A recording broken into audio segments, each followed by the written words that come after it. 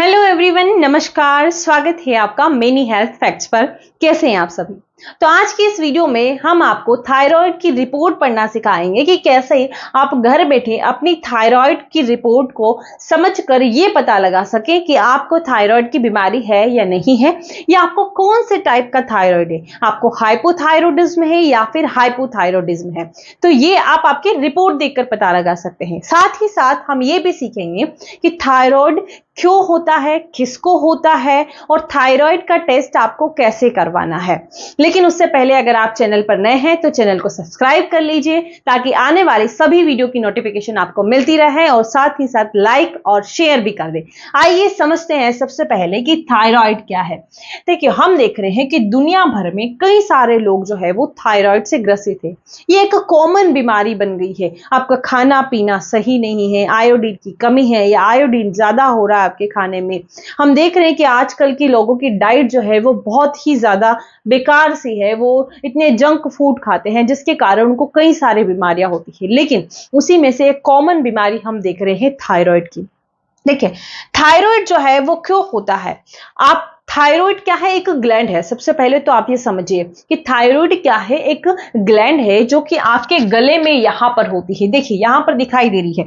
ये थायराइड एक ग्लैंड है, एक ग्रंथि है जो कि आपके गले में प्रेजेंट होती है। ये थायराइड ग्रंथि आपके दो हार्मोन प्रोड्यूस करती है। ये आपका जो मेटाबॉलिज्म है उसको कंट्रोल करती है। आप जो खाना खाते हैं उसको पचाने में, और आपकी जो एनर्जी प्रोड्यूस हो रही है, उस एनर्जी का जो यूज हो रहा है, उसके लिए आपकी थायराइड ग्लैंड रिस्पॉन्सिबल होती है।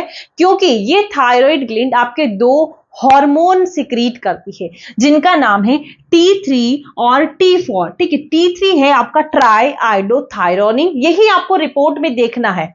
और ये है टेट्रा आइडोथायरोनिन जिसे थायरॉक्सिन कहा जाता है। ये दो हार्मोन आपकी थायराइड ग्लैंड प्रोड्यूस करती है, और यही हार्मोन आपके मेटाबॉलिज्म को कंट्रोल करता है। ये एज अ मैनेजर की तरह काम करती है। आपके खाने को पचाने में, आपके खाने को डाइजेस्ट करने में, उससे जो एनर्जी प्रोड्यूस हो रही है उसके लिए रिस्पॉन्सिबल होती है। लेकिन इन दोनों हार्मोन को भी रेगुलेट करने के लिए एक और हार्मोन होता है, उसका नाम है TSH, जिसे थायराइड स्टिमुलेटिंग हार्मोन कहते हैं। और ये हार्मोन आपका सिक्रीट करती है कौन सी ग्लैंड? मास्टर ग्लैंड, जो कि आपके ब्रेन में प्रेजेंट होती है, जिसे पिट्यूटरी ग्लैंड कहा जाता है। ये पिट्यूटरी ग्लैंड इस ग्लैंड को कंट्रोल करती है, इस ग्लैंड को स्टिमुलेट करती है कि भैया आपको T3 और T4 सिक्रीट करना है, जो कि आपका मेटाबॉलिज्म का काम करेंगे। तो ये तीनों जो है वो आपके थायराइड टेस्ट के अंदर आते हैं। इन तीनों के बारे में हमें समझना है कि इनका लेवल आपकी बॉडी में कितना होना चाहिए, और अगर इनका लेवल बढ़ गया तो क्या होगा, इनका लेवल अगर घट गया तो क्या होगा। ठीक है, अब देखिए, अगर आप टेस्ट करवाएंगे तो क्या आपको टेस्ट भूखे पेट करवाना चाहिए?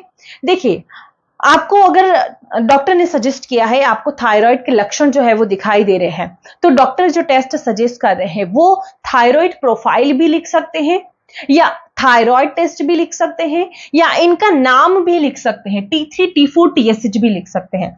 या अगर उनको शुरुआती कुछ ऐसे लक्षण ही दिखाई दे रहे हैं थायराइड के, तो वो केवल TSH भी करवा सकते हैं। अगर इनमें उनको कुछ वेरिएशन दिखा तो फिर वो T3, T4 लिखेंगे। तो ये पूरी प्रोफाइल भी होती है, और पूरी थायराइड प्रोफाइल के अंदर ये तीनों टेस्ट आते हैं, T3, T4 और TSH। इसी रिपोर्ट से आप पता लगा सकेंगे कि आपको कौन से टाइप का थायराइड है। अब देखो, ये थायराइड किसी को भी हो सकता है, मेल को भी हो सकता है, फीमेल को भी हो सकता है, बच्चे को भी हो सकता है, जवान को भी हो सकता है, बूढ़े को भी हो सकता है। लेकिन सबसे ज्यादा कॉमन हमें महिलाओं के अंदर देखने को मिलता है, और प्रेगनेंसी में भी इसकी शिकायत हमें ज्यादा देखने को मिलती है। अब टेस्ट आपको भूखे पेट करवाना है या खाना खाने के बाद? देखिए, अगर आपको इसके साथ में शुगर टेस्ट करवाना है या कोलेस्ट्रॉल का टेस्ट करवाना है इसके साथ में, तो आपको भूखे पेट करवाना चाहिए। और नॉर्मली इस टेस्ट को अगर आप करवा रहे हैं तो आप किसी भी टाइम करवा सकते हैं, इसमें कोई इशू नहीं है। लेकिन अगर आप भूखे पेट करवाएंगे तो ज्यादा बेटर है, ज्यादा अच्छा एक्यूरेट रिजल्ट आपको मिलेगा। और इस टेस्ट को आप सालाना करवा सकते हैं, 6 महीने में करवा सकते हैं, आपकी जब मर्जी है तब करवा सकते हैं, कोई इशू नहीं है। जिसकी गोली दवाई चल रही है तो डॉक्टर ये देखने के लिए करते हैं कि आपका थायराइड नॉर्मल हुआ है या नहीं, आपको गोली कितनी mg की देनी है, उसके लिए डॉक्टर ये सजेस्ट करते हैं टेस्ट।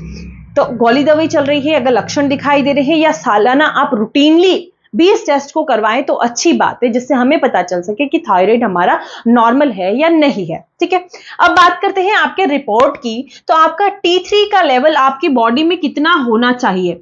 T3 जो है वो आपका होना चाहिए यहां पर 0.8 to 1.9 नैनोग्राम पर ml, इतना होना चाहिए आपका T3 का नॉर्मल वैल्यू। अब ये रिजल्ट है किसी पेशेंट का रिपोर्ट में यहां पर लेकर आई हो, तो इस पेशेंट का प्रेजेंट है यहां पर 1.26 नैनोग्राम, मतलब कि यहां पर इसका T3 जो है वो सही है। फिर आता है टोटल थायरॉक्सिन, जिसे T4 कहा जाता है, ये होना चाहिए 4.5 to 12.6 माइक्रोग्राम पर डीएल, यहां पर इसका प्रेजेंट है 11.1 माइक्रोग्राम पर डीएल, तो बहुत ही अच्छा है। अब देखिए TSH होना चाहिए 0.35 to 5.5 यूनिट्स पर ml, और यहां पर इसका प्रेजेंट है 0.84, तो यहां पर भी इसकी रिपोर्ट मतलब कि नॉर्मल है, इसको थायराइड नहीं है। अब देखिए हाइपोथायरॉयडिज्म और हाइपरथायरॉयडिज्म का पता कैसे लगाएंगे कि जब आपका T3 और T4 का लेवल कम है, लो है, ठीक है, 0.8 से कम है और 4.5 से कम है, तो उसको आप हाइपोथायरॉयडिज्म कहेंगे, TSH को इंक्लूड नहीं करेंगे। ठीक है, T3 और T4 कम है तो हाइपोथायरॉयडिज्म, T3 और T4 अगर बड़े हुए हैं 1.9 से ज्यादा, 12.6 से ज्यादा है, तो उसको हाइपरथायरॉयडिज्म करेंगे।